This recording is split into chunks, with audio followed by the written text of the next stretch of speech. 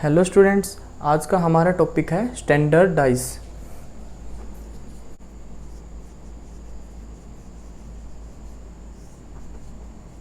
और डाइस के लिए आपको एक बात जाननी बहुत ज़रूरी है और शायद आप ऑलरेडी जानते भी होंगे कि किसी भी डाइस में ओनली 6 फेसेस होते हैं। तो किसी भी डाइस में फेस कितने होते हैं? 6 फेसेस।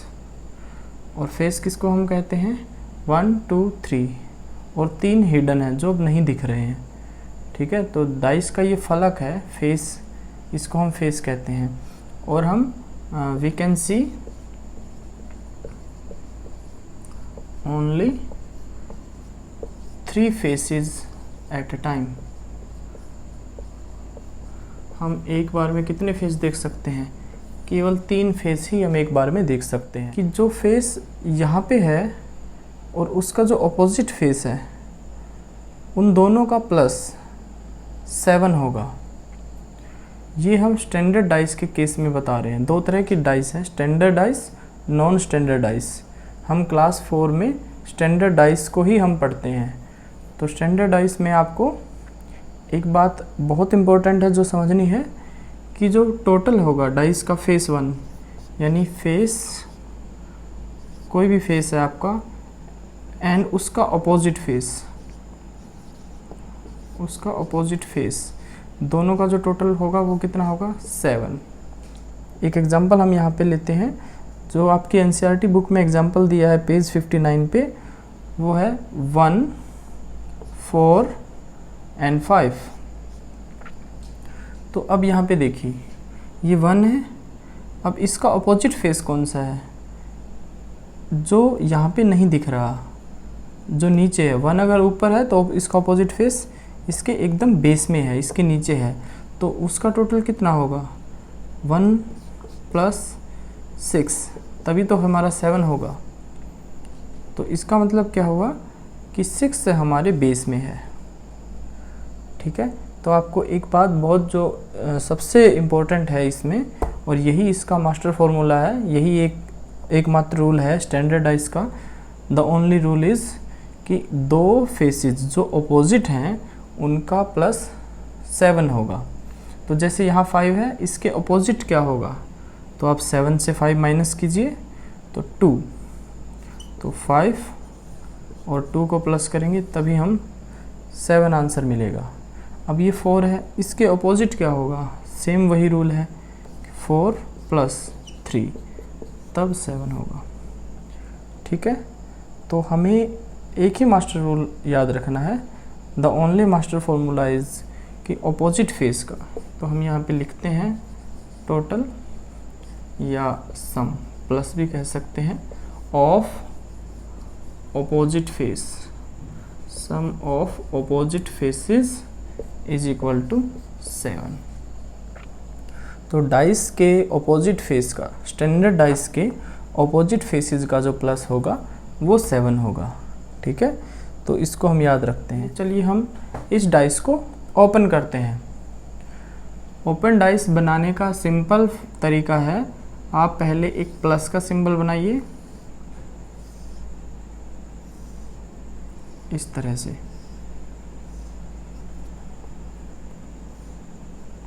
ठीक है, और इसके बाद एक फेस आपका नीचे बना दीजिए। अब देखिए हमारे 6 फेस हो गए, 1 2 3 4 5 6। ठीक है, अब ओपन डाइस में हमें ये देखना है कि कौन सा नंबर कहाँ पे है, जो कि हमारा क्वेश्चन है कि इनमें से what will this box look like if you open it up, mark the correct picture.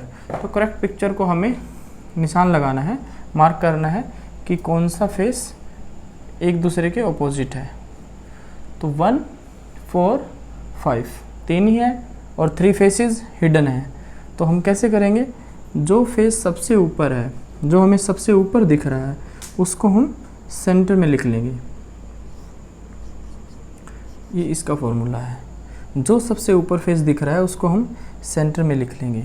और डाइस में, स्टैंडर्ड डाइस में सिंपल अगर हम ओपन करते हैं तो उसको क्लियर सॉल्व करने का तरीका क्या है?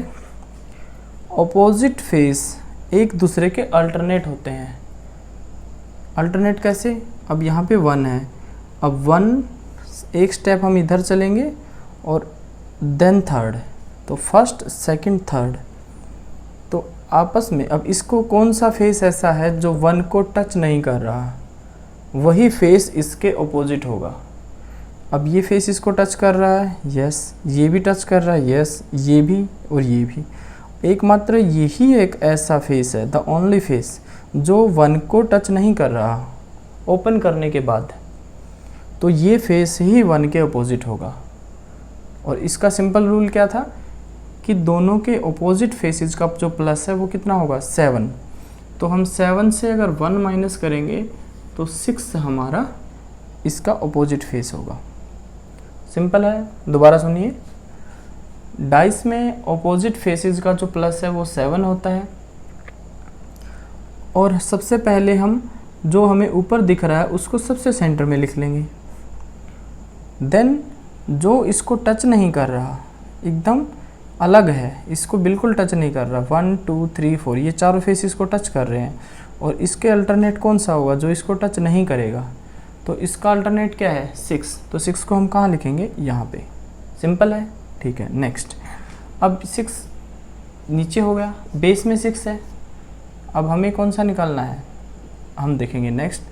अब 1 और 6 के बीच में क्या है, 4, तो 1 और 6 के बीच में हम क्या लिखेंगे, 4।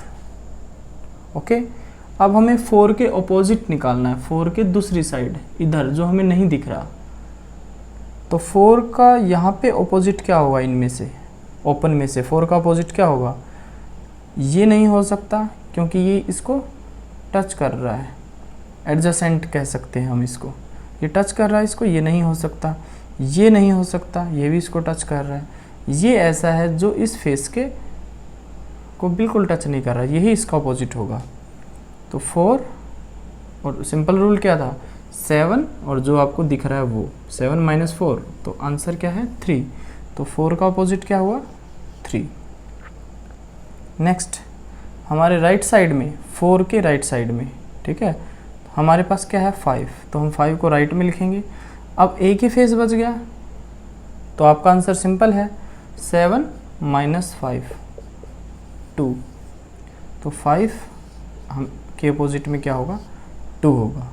तो ये दोनों अपोजिट हैं, ये 3 और 4 अपोजिट हैं, और 1 और 6 अपोजिट हैं। तो अगर हम मैच करेंगे हमारे आंसर से, तो ऑप्शन ए हमारा राइट आंसर है। ओके, तो देखते हैं नेक्स्ट क्वेश्चन। चलिए एक और एग्जांपल लेते हैं। पहले हम डाइस बना लेते हैं। तो इस डाइस में हम कोई भी एग्जांपल ले लेते हैं, कोई भी नंबर मान लेते हैं। मान लो हमने लिया 1 2 एंड 3, ठीक है, 1 2 3 हमने एग्जांपल लिया है। करेंगे ओपन करके देखते हैं, ठीक है। तो ओपन के लिए हमने सिंपल क्या बताया था आपको, पहले आप एक प्लस का सिंबल बना लीजिए, देन आप उसको नीचे से एक फेस और ऐड कर दीजिए, तो 1 2 3 4 5 6, ठीक है।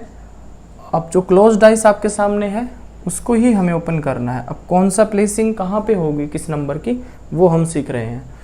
तो सिंपल तरीका क्या है, सबसे पहले जो ऊपर में फेस है आपका, जो आपको सबसे ऊपर दिख रहा है, उसको आप सेंटर में लिख लीजिए 2। नेक्स्ट, जो ऊपर में फेस है उसको आपने सेंटर में लिखा है। अब 2 के अल्टरनेट, 2 का अपोजिट क्या होगा, 2 के जो अपोजिट जो यहाँ बेस में है वो क्या होगा, इसके लिए हमने एक ही तरीका बताया सिंपल, जो फेस इससे सबसे ज़्यादा दूर हो, यानी जो इसको टच नहीं कर रहा हो, ठीक है। अब 2 को कौन सा फेस इसको टच कर रहा है, 1 2 3 4, ये चारों फेस 2 के चारों तरफ हैं, ये इसको टच कर रहे हैं। अब ये फेस कोई भी इसके अपोजिट नहीं हो सकता, क्योंकि अगर हम इसको कवर करेंगे, डाइस को क्लोज करेंगे, फोल्ड करेंगे, तो आप देखेंगे कि ये 2 के चारों तरफ होंगे, ठीक है, लेकिन जो सबसे दूर होगा वही इसका अपोजिट होगा। तो 2 का अपोजिट क्या होगा, यहाँ पे होगा, और यहाँ पे क्या आएगा, कौन सा नंबर आएगा। स्टैंडर्ड डाइस का सिंपल फॉर्मूला क्या है, जो टोटल है अपोजिट, जो टोटल है यानी total of opposite faces, total of opposite faces is equal to 7, ठीक है। तो 2 + 5 7, तो यहाँ पे 5 होगा। नेक्स्ट आपका 2 और 5, अब 2 और 5 आपका बेस में है, ठीक है। अब दोनों के बीच में क्या है 1, तो 2 और 5 के बीच में हम क्या लिखेंगे 1, और 1 का ऑपोजिट कहाँ पे आएगा, ये इस फेस को टच कर रहा है, बिल्कुल, ये भी टच कर रहा है, यस। और कौन सा फेस है जो इसको बिल्कुल टच नहीं कर रहा, ये हम ऑलरेडी फिल कर चुके हैं, तो यही एक फेस है जो 1 के ऑपोजिट होगा। और 1 के ऑपोजिट कौन सा फेस है, ये, और इसमें हम क्या लिखेंगे 1 7 में से माइनस करेंगे, तो 1 + 6 7, यानी 7 - 1 6, ठीक है। ये आप अच्छे से आज रख लीजिए, स्टैंडर्डाइज में अच्छे से समझ लीजिए कि ऑपोजिट फेसेस का टोटल 7 होता है। तो 1 + 6 7, 2 + 5 7। अब हमारे पास 2 ही फेस बच गए, एक राइट में एक लेफ्ट में। तो राइट में क्या है 3, और 3 के ऑपोजिट हम क्या लिखेंगे 4। बहुत सिंपल है।